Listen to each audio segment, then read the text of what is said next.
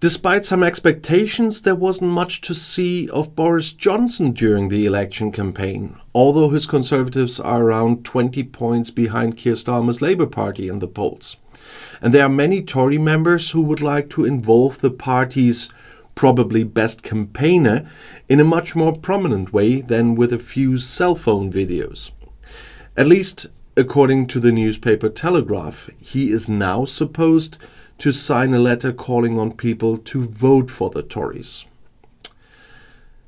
The former Prime Minister and Mayor of London, the populist and repeatedly convicted liar Boris Johnson, turned 60. In 2019, he led the Conservatives to an overwhelming majority of 80 seats. Johnson is not running in the upcoming election. A good year ago, he resigned from his seat in the House of Commons, thus avoiding suspension, because he had lied to Parliament. And there is plenty of speculation about his reasons for not running for election. It has little to do with the fact that Johnson's popularity has fallen because of his scandals and the chaos he caused in the government. He indeed still has enough fans. He's more concerned with making a lot of money from speeches and devoting himself to his book projects, they say. Others suspect that Johnson does not want to be associated with the disastrous election result that the Tories are heading for. And what's more, he wants to see his arch-enemy and successor Rishi Sunak fail miserably. This is also why he's supporting the outspoken Sunak critic Clark. Johnson sees the incumbent Prime Minister, who served under him as Chancellor of the Exchequer or Finance Minister, as a traitor who is to blame for his end in Downing Street.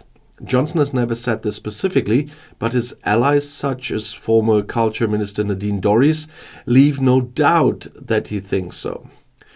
Sunak, who cannot be picky in view of the catastrophic poll ratings, rejoiced on his birthday, though. It's great that Boris Johnson is supporting the Conservative Party. I welcome that very much. He was certain that it would make a difference.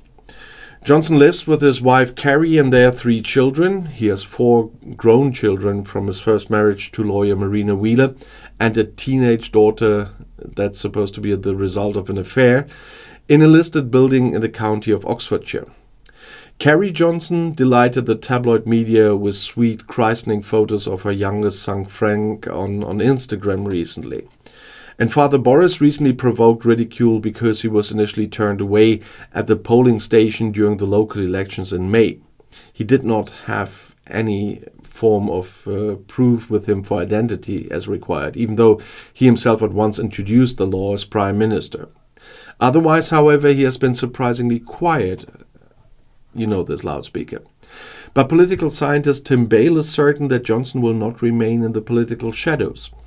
I firmly believe that at some point he will try to get back into Parliament to lead the party again and somehow make up for the disaster that he represented for the country and the party as Prime Minister. That's what the expert from London's Queen Mary University told the German press agency. But what was Johnson's greatest achievement during his term in office?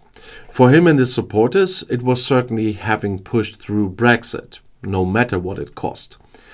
Johnson, who resigned as foreign minister at the time, had become a Brexit mouthpiece before the 2016 referendum. He didn't care that he spread alternative facts about Britain's EU payments without batting an eyelid. But what is his contribution really? Bale says, "For me, his achievement is to convince so many colleagues and voters that someone who is so obviously morally, character-wise and intellectually unsuitable for the office of Prime Minister should still get the job." The harsh response is surprising and shows how emotional the Johnson issue still is in Great Britain. And many Brexiteers keep asking in the comments why I'm still talking about Brexit, saying Brexit is over. No way. Apart from the fact that the British will feel the consequences for a long time to come, one thing is particularly important. The final Brexit has not even begun yet. Although the general transition phase of Brexit ended on December 31st in 2020, there are still temporary regulations and special provisions in individual areas.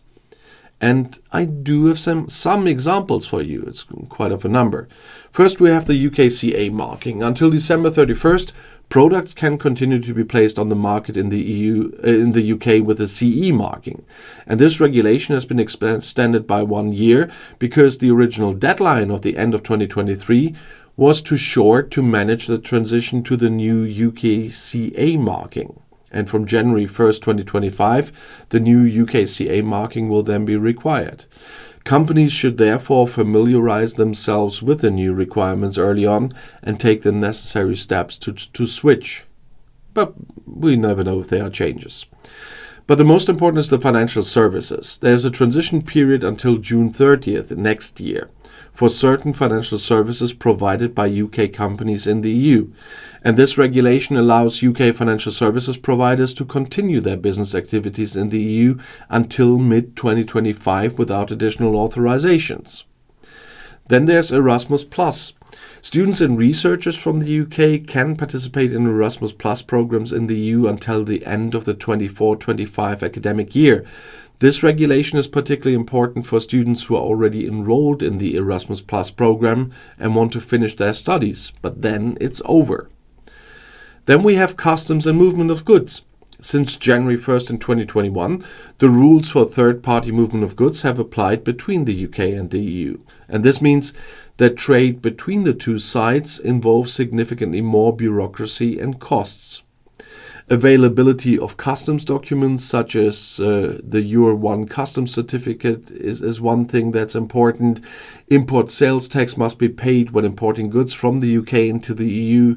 And there's a lot to prepare for additional requirements and take a lot of steps. On the British side, however, they have only just started to take measures. And there are the rights of EU citizens in the UK and the UK citizens in the EU. EU citizens who lived in the UK before January 1st, 2021 continue to have the status of settled or pre-settled persons. These people continue to have extensive rights in the UK, such as the right to work, education and healthcare. Similar rules apply to British citizens who lived in the EU before January 1st in 2021, and they continue to have the status of an EU citizen. No, not the status of an EU citizen, as a citizen that is in the EU enjoy the associated rights. There is also a transition period for air transport between the UK and the EU applied until the end of 2023, and this means that British and European airlines could continue to fly on routes between both regions without restrictions. Since 2024, airlines must apply for the relevant licenses and the permits for flights between the UK and the EU, and it's still unclear how this will be specifically turned out in the end. And of course we have the Northern Ireland Protocol. That's a permanent arrangement designed to ensure that there is no hard border between Northern Ireland, which is still part of the UK, and the Republic of Ireland, which is an EU member state. Northern Ireland remains de facto part of the EU single market for goods, meaning that EU rules on goods and customs continue to apply. Then there's data protection. The EU has granted the UK an adequacy decision, a temporal one, which allows personal data to continue to be transferred from the EU to the UK. This decision is regularly reviewed, though, and can be revoked if the level of data protection in the UK is no longer considered adequate. And we have our favorite topic of fishing. There are transitional arrangements and negotiations on access to fishing waters. The agreement provides for a gradual reduction in fishing quotas for EU fishermen in UK waters over a period of several years. And then we have the professional qualifications. There are temporary measures that allow certain professional qualifications to continue to be mutually recognized, while long-term agreements are negotiated, but they are not there yet.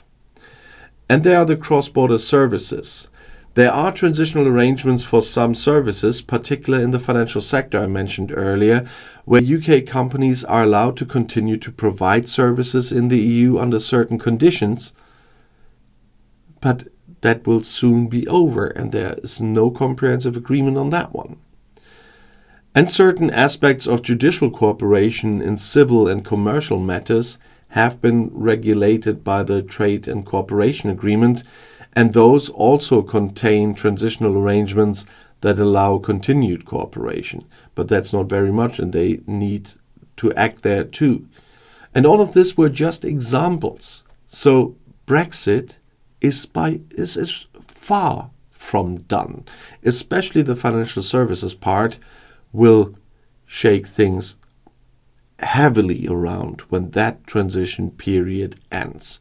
And in another video this week, I said that the financial services sector makes 13% of British GDP, and that financial sector will see a big change in mid-2025.